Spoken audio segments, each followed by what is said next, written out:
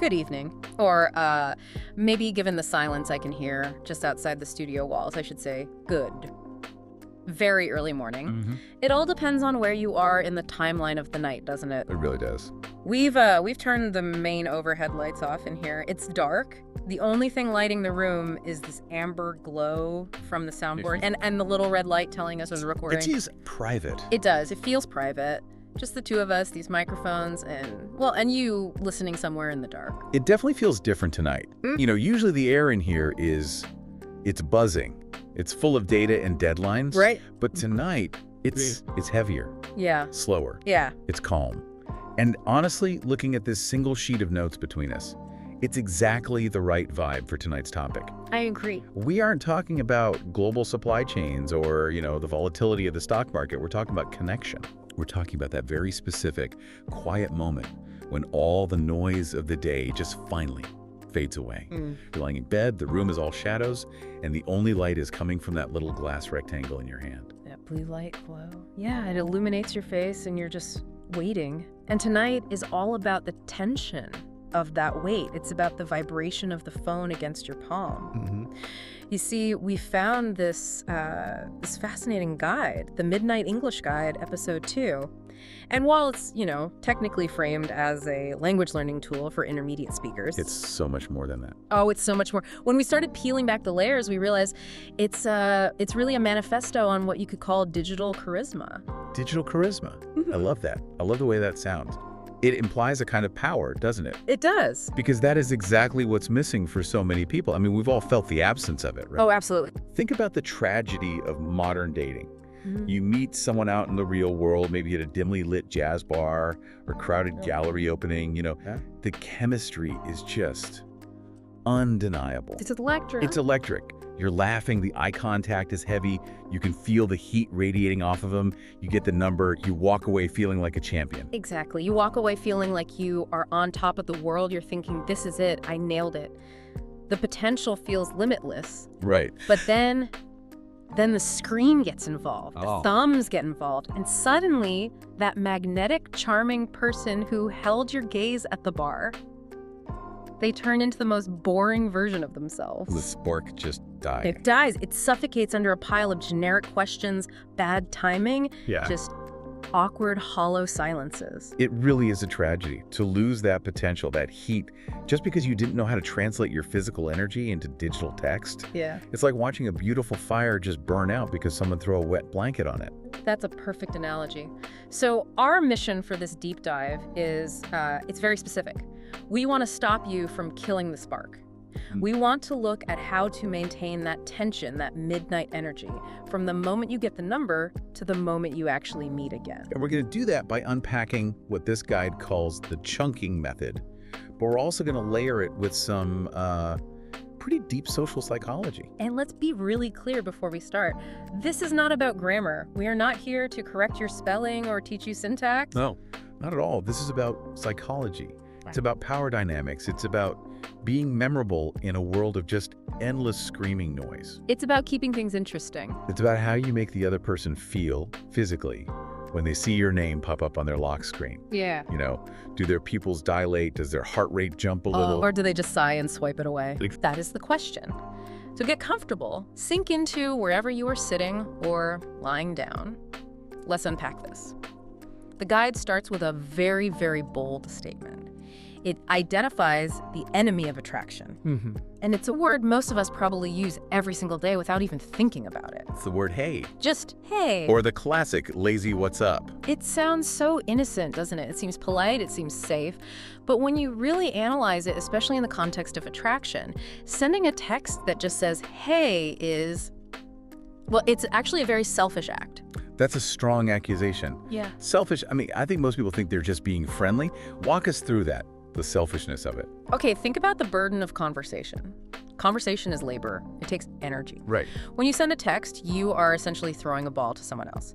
If you throw a ball that just says, hey, you are throwing them an empty ball. You're forcing them to decide what the game is. You're forcing them to come up with the topic, the tone, the direction. You're demanding their mental energy without offering anything of value in return. So it's like knocking on someone's front door late at night, and when they finally open it, you just stand there staring at them, waiting for them to entertain you. Exactly. Yeah. Demands work. Hey, requires me to stop what I'm doing, assess who you are, figure out what you might want, and then craft a response that isn't awkward.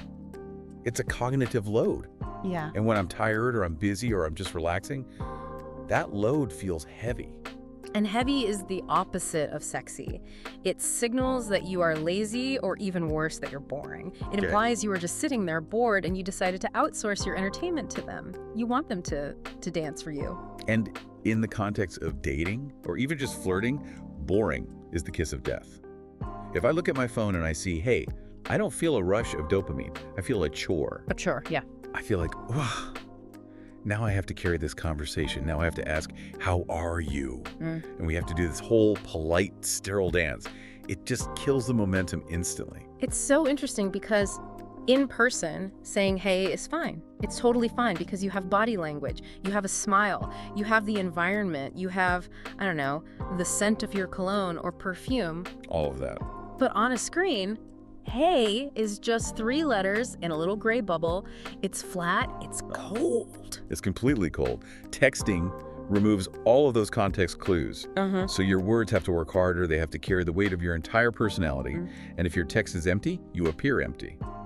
And nobody falls in love with emptiness. So the Midnight English rule is, it's very strict here. We don't send hey, we send hooks. We have to grab their attention. But, you know, before we even get to the specific hooks, and we have some really good ones to cover, I think we need to realign our whole understanding of what texting is actually for. Oh, absolutely. Yeah. Because so many people get this wrong. They do. They treat it like a diary. They get it completely wrong. There's this huge misconception that texting is where you get to know someone. People try to have these long, deep, biographical conversations over WhatsApp or iMessage. Oh, I've seen it. You know, where did you grow up? What's your relationship with your mother? What are your deepest fears? What are your dreams? The 20 questions game. And you're saying that's a mistake. It is a huge mistake. Texting is not the medium for emotional depth. Yeah. It's just too flat. You lose tone, you lose body language, you lose the pheromones. Right. You lose that little pause before an answer, that intake of breath that tells you they're about to say something really important. Yeah. Deep connection happens in person, face to face, breathing the same air, watching their pupils dilate. You just can't get that from an emoji. And you're also projecting a voice onto them that might not even be real. You're falling for a fantasy version of them based on text on a screen. Precisely. You're filling in all the blanks with your own imagination, which is dangerous. So dangerous.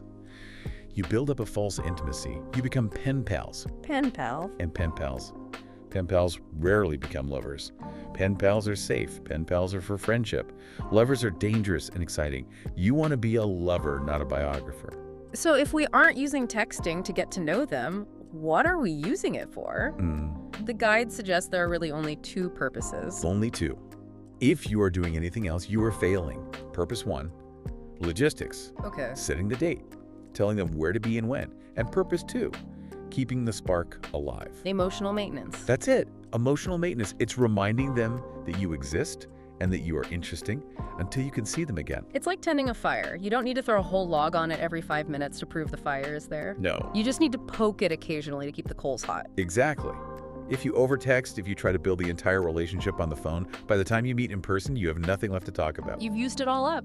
You've used up all your material. Yeah. You've deflated the tension. You've just spilled all the mystery on the floor. And that leads to the golden rule from the source material, which I find fascinating and paradoxically really hard for people to follow. And that is, if you have nothing fun to say, don't text. Silence is better than boring. That's the mantra. Just burn that into your mind. That's so hard for people, though. Silence feels scary. It feels like a void. It feels like they're going to forget you. There's this anxiety, you know, if I don't text them today, they'll lose interest. But silence is also mysterious. Silence is confident. How so? Well, if you aren't texting me, I might start to wonder what you're doing. Are you busy? Are you out having fun without me? Are you working on something important? Right. That wonder creates mystery. And mystery is sexy. But if you text me, how is your Tuesday going? Just to fill the silence. There is no mystery. No. I know exactly what you're doing. You're sitting around being bored and thinking about me. And that's not nearly as attractive as the unknown. It's the difference between being a mystery to be solved and a task to be completed. Yes. You want to be the book they can't wait to pick back up, not the newsletter that clogs up their inbox. Ideally, you want to be the notification that gives them a little spike of adrenaline, not the one that makes them sigh. You want to be the interruption they enjoy. Yes. Okay, so we've established the philosophy. No hey, no boring questions. Silence is better than mediocrity. Now, let's move into the practical application. Phase 1, the opener. Breaking the silence. First move. Right. You got the number last night. Maybe you met at a bar, maybe a networking event, maybe even a pottery class. It's the next day. The sun is up. What do? Well, first, let's talk about what you don't do. Okay. You do not follow the 3-day rule. Ah, the classic. Wait 3 days so you don't look desperate. That was the golf stuff for a long, long time. I mean, movies were made about this rule. It's so outdated, it's a relic. It belongs in a museum. It's 2026. The pace of life is faster. Attention spans are shorter. Yeah. We live in an attention economy. If you wait 3 days, they haven't just forgotten you. They've matched with 3 other people on an app. They binged a new show. They've lived a whole life. It's not playing hard to get. It's just being rude. It Oh. looks like you're playing games and nobody has time for games. It creates unnecessary distance. It feels calculated. Yeah. And calculation, it just kills romance. It does. If I feel like you are calculating your moves, counting the hours until you are allowed to text me, I don't trust you. I want authenticity. If you like me, just text me. Be a human being, not a strategist. Okay. So we aren't waiting 3 days. But we also aren't sending that generic, nice meeting you text because, again, So boring. so boring. Nice meeting you is polite. It's what you say to a colleague after a meeting. It's what you say to your aunt's neighbor. Right. It has no flavor. It has no heat. We want heat. We want to simulate the feeling of being back in that moment where the connection actually happened. Yeah. So the strategy the guide recommends for this is the callback. This is about referencing a specific moment or topic from when you first met. It's about anchoring the text in a shared reality. Exactly. You want to transport them back. You want to bypass that awkward reintroduction. Yeah.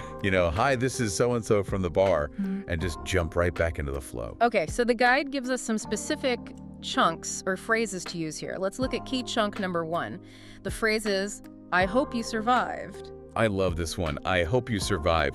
It's so dramatic. It's playful. So give us some deep examples of how this plays out and why it works so well. Okay, so let's say you met at a really dull corporate mixer. You could text, I hope you survived that boring meeting. Okay. Or let's say you met at a wild party where the tequila was flowing a little too freely.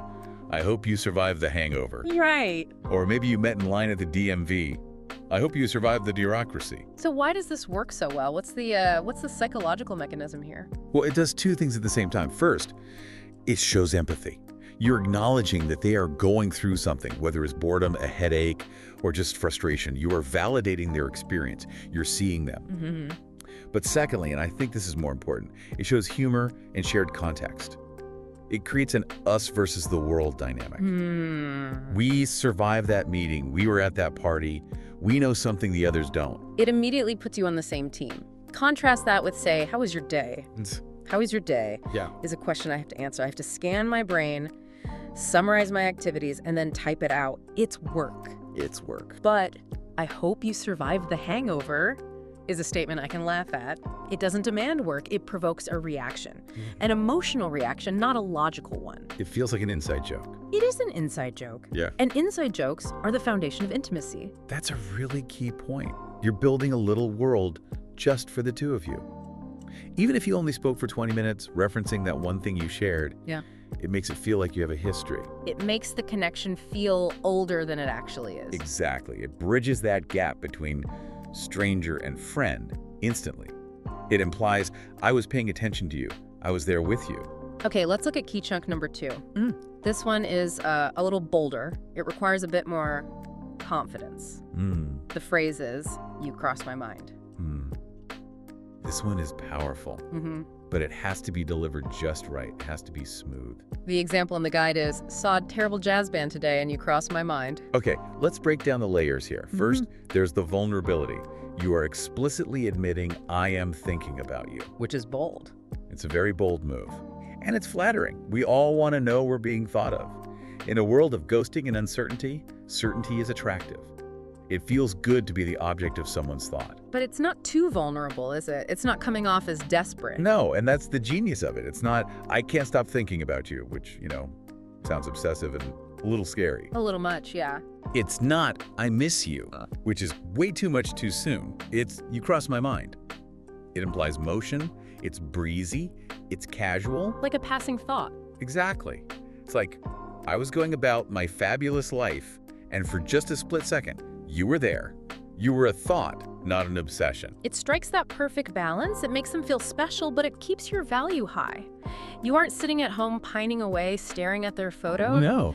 You're out seeing jazz bands, even terrible ones. You have a life. You are moving through the world. And notice the humor in the example, too. Saw a terrible jazz band. You aren't just complimenting them, you're teasing them a little bit. Maybe it implies you talked about music when you met, or you joked about how much you hate jazz. It reconnects a thread. It reconnects that thread of conversation, and it shows personality. It assumes familiarity. It assumes they'll get the reference. And that assumption of familiarity is just confidence. It is. You aren't asking, hey, do you remember me? You are assuming they do. And that confidence is magnetic. It really is. Okay, so we've broken the silence. We've sent a hook, not a hey. We've established a shared context. Now we move to phase 2, the banter. Little game. This is where it usually falls apart for people. They get the reply, the opener worked, and then they panic. They just revert to interview mode. The interview trap. It's fatal. It's the default setting for nervousness. It's when the brain takes over from the heart. And the scenario goes like this. They ask you, what are you doing? And you reply, I'm working, then I will go home. It reads like a police report. I am currently at location A. I will proceed to location B. Right. It's completely devoid of emotion. It kills the ASMR vibe of the romance instantly. You sound like a robot. You sound like a GPS. You sound like Siri. So what's the solution? The guide says to be playful, to flip the script. The goal here isn't to convey information. This is really hard for logical people to grasp. The goal of flirting is not data transfer. Right. The goal is to build tension. You want to accuse them of flirting with you. You want to make it fun. You want to play. Yeah. Let's look at key chunk number 3. This is a personal favorite of mine because of the power dynamic. It shifts so beautifully. The phrase is, stop distracting me. Oh, this is a classic. Stop distracting me. I can just hear the whisper in that text.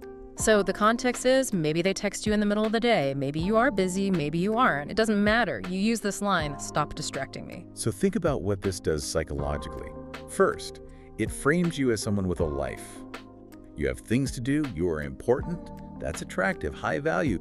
I am a busy person. My time is valuable. Okay. And secondly, it frames them as the distractor. It frames them as the one chasing you, trying to get your attention. Even if they just sent a normal text like, how's your lunch? By saying, stop distracting me, you are playfully accusing them of trying to seduce you or derail your day. You're assigning them a role, the temptation. That's a very confident reframing of the situation. You're basically rewriting the reality of the interaction. It is. It says, I see you, you're cute, but I'm busy. It's a push and a pull at the same time. I'm replying to you, is the pull. I'm interested. Stop distracting me, is the push. I'm not that easy. And the tone is everything here, isn't it? You can't say it aggressively. It has to be metaphorically whispered. Yeah. It implies a smirk. It implies you are enjoying the distraction. Exactly. It's a playful scolding. It invites them to play back. They might reply, oh, I'm the distraction. I thought you were thinking about me. Or, sorry, I'll let you get back to saving the world. And now suddenly you're flirting. Yes. You aren't talking about spreadsheets anymore. You're talking about the dynamic between the two of you. You've elevated the conversation from the mundane to the interpersonal. You've made it about us. Which is exactly where you want to be. In a little bubble with them, ignoring the rest of the world. Okay, let's look at another one for this banter phase. Key chunk number 4. This is for when they compliment you, or maybe they use a smooth line on you. Maybe they say, you have beautiful eyes, or you're really funny. Instead of just saying thanks or LOL, you say this. I bet you say that to everyone. This is the push strategy in its purest form. It's a challenge. Can you explain the push-pull concept for our listeners who might not be familiar with it? It's a staple of social dynamics, isn't it? It really is. In attraction, you want a dynamic tension. Imagine a rubber band held between two people. Okay. If you just give compliments and agree with everything, that's all pull. It's needy. It's too easy. You step closer and closer until the rubber band just goes slack. There's no tension. Right. If you're mean or distant, that's all push. It's cold. Yeah. You walk away and the rubber band snaps. You want to stretch it back and forth. You want to keep it taut. And I bet you say that to everyone does that. It challenges their sincerity. It pushes them away slightly to see if they will come back. It puts them on the defensive, but in a fun way. It's a playful accusation. Right. It forces them to qualify themselves to you. They have to come back and say, no, I only say that to you. Or I'm serious. Or only to the people I really like. And psychologically, when someone has to work to convince you of their interest, they actually become more interested. It's that sunk cost of effort. Absolutely. Yeah. We value what we work for. If I accept your compliment easily, it's cheap. It's free. If I challenge it and you have to prove it, the compliment becomes valuable. And you become the prize. And I become the prize. It puts the listener, the person sending this text, firmly in the driver's seat. I love that. You aren't just a passenger in the conversation waiting for them to like you. You're driving. You are checking their credentials. And that confidence, Yeah. that is magnetic. It shows you have standards. You don't just believe every sweet thing whispered in your ear. You need proof. You are discerning. Okay, so we've opened with a hook, we've bantered and built some tension, we've accused them of distracting us, we've challenged their compliments. Now we have to land the plane. We have to actually meet. Because remember, texting is for logistics. We need to get off the phone and into the bar. This is phase 3, the ask. This is where so many people fumble the ball at the 1-yard line. They get scared. They get vague. They lose their nerve. They hide behind ambiguity. The dreaded sometime abyss. We should maybe hang out sometime. Sometime. I physically cringe when I hear that word in a dating context. Sometime means never. It does. It is the safest, weakest word in the English language when it comes to dating. It lacks decisiveness. It puts the burden back on the other person to figure out the details. If you ask me to hang out sometime, I will probably say sure, because it's polite. And then you'll never hear from them again. And then we will never speak again. It's a non-plan. It's a ghost of a plan. It's like saying, let's do lunch in Hollywood. It means absolutely nothing. It's just filler. It is. We don't want filler. We want action. We want intent. But the strategy here is TPT. Time, place, topic. You need to be specific. Yes. You need to give them something concrete to say yes or no to. Specificity is sexy. Yeah. Decisiveness is sexy. Don't ask me if I want to hang out. Tell me what we are doing. Show me the movie in your head. And key chunk number 5 addresses the place and topic part of this. The phrase is, I know a place. I know a place. Just hearing that makes me want to go there. It sounds like a secret. It sounds exclusive. The example given is, I know a place that serves the best old-fashioned in the city. Okay, look at the value proposition there. Yeah. You aren't just asking for my time. You are offering me an experience. Right. You are saying, I am a curator. I know where the good things are. I am a person of culture and taste. I've done the research. It changes the entire dynamic from, please spend time with me, to let me show you something cool. Exactly. Even if I don't drink old fashions, Yeah. the fact that you know the best place for them tells me you are someone who pays attention to quality. Mm-hmm. It signals that a date with you won't be boring. It won't be us staring at each other in some generic coffee shop with fluorescent lights and stale pastries. It will be an atmosphere, an experience. It will be sensory. You're selling the vision of the evening. You're creating a scene before it even happens. Yes. Yeah. You're painting a picture, the best old-fashioned. I can picture the glass. I can picture the ice. I can picture the lighting. Do you want to hang out? Paints no picture. It's a blank canvas. And nobody wants to go on a date with a blank canvas. And then comes the closer. Key check number 6. You've established the place. Now you need the invite. The phrasing here is, it's crucial. The phrase is, join me. 2 words. So simple, but so effective. It's commanding, but it's inviting. The full example. I'm going there Thursday. Join me. Now, compare that to the standard approach. Would you maybe like to go there with me on Thursday if you're free? Yeah, the standard approach sounds so high pressure and needy. It sounds like the entire event depends on them saying yes. Like if they say no, you'll just sit at home and cry. It gives them too much power. It does. It puts the weight of your happiness on their answer. Yeah. But I'm going there Thursday. Join me. It signals that the train is leaving the station. You are going to go. You're going to have a delicious drink. You are going to have a great time. You are simply extending an invitation for them to be a part of your already great life. It's so low pressure for them, but it's so high confidence for you. It creates that fear of missing out. He's going to have fun with or without me. Well, I want to have fun too. I better go. Right. It's an adventure, not an obligation. You aren't asking for a favor. You're offering a gift. You're offering entry into your world. Come with me on an adventure. That really captures the spirit of it, doesn't it? It's not a transaction. No.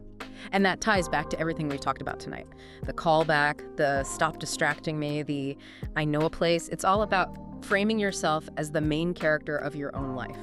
You aren't looking for someone to complete you. You're looking for a co-star for a scene. And that is incredibly attractive. We all want to be in a movie. We do. Let's just pause for a second and let that sink in. Okay. The difference between please like me, enjoy me, it's a fundamental shift in mindset. It's the difference between a beggar and a king. It is. And I think channeling the expert persona here, let's call her Luna, or just that side of me that appreciates this dynamic, I can tell you that when a partner takes charge like that, when they skip the interview, and they just say, I'm going here, join me. Yeah. It's a relief. A relief. That's an interesting word choice. Why a relief? Yes, because for a moment, I don't have to be the CEO of my own life. I don't have to plan. I don't have to drive. I don't have to decide where we eat or what we do. I can just step into your passenger seat and enjoy the ride. And in a busy, chaotic world where we have to make 1,000 decisions a day, what to eat, what to wear, how to reply to emails, that kind of leadership, even just via text, is incredibly seductive. It allows me to just relax. I think that's the Jack mindset too, the host persona here. The man who never double texts. He's solid, he's grounded, he sends the invite, he puts the phone in his pocket, and he goes about his day. Yes. If you reply, great. If you don't, he's still having that old-fashioned, he's unbothered. And that unbothered energy is exactly what makes the phone buzz with a yes. Needing nothing attracts everything. Desperation is a repellent. Indifference, or at least detachment from the outcome, is an aphrodisiac. So let's recap the method before we wrap this up. We've covered a lot of ground in this midnight hour, and I want to make sure the listeners have the roadmap clear in their heads. We have. Let's strip it down to the essentials, the core pillars. Phase 1, the opener. Don't say hey. Use a callback. Connect the present moment to the past shared experience. I hope you survived, or you crossed my mind. Make them feel seen. Phase 2, the banter. Don't be an interviewee. Don't give boring data. Flip the script. Stop distracting me. I bet you say that to everyone. Create tension. Push and pull. Keep that rubber band taut. And phase 3, the ask. Don't say sometime. Be specific. I know a place. Join me. Offer an experience, not a question. Lead the way. It's a simple framework. Yeah. But if you apply it, you stop being just another contact in their phone. You become the notification they are actually waiting for. You become the break in their boring day. You become the main character. And we just keep coming back to that idea of silence. Yes. The power of the pause. The negative space. Silence is better than boring content. If you don't have a hook, if you don't have a plan, just put the phone down. Let the mystery work for you. Don't text just to soothe your own anxiety. We're so afraid of the void. We fill it with noise. But the void is where the attraction grows. It's in the space between the texts where they wonder about you. Let them wonder. Let them miss you a little bit. Let them imagine you. Their imagination will always be better than a boring text. So here is our challenge to you, the learner. Scroll through your text threads right now, or maybe tomorrow morning when the sun is up. Look at your conversations. Be critical. Really critical. Where are you being boring? Where are you sending hey? Where are you answering interview questions like a robot? Find those moments, and next time, just stop. Rewrite the script. Throw in a hook. Challenge them. Be the distraction. Be the person who brings that midnight energy to the middle of the afternoon. Speaking of distractions, I want to leave you with a thought to mull over in the dark. We talked about that text. Stop distracting me. That phrase has stayed with me all episode. Yeah. It's vibrating in the air. Ask yourself this. Who is distracting you right now? Who is the person that, if their name popped up on your screen this second, would make you stop everything you're doing? And more importantly, why do you like it? Why do you want to be distracted? What is it about them that pulls you in? Is it the mystery? Is it the confidence? Or is it just the promise of an adventure? Think about that. Embrace the distraction or turn the phone off completely. Good night.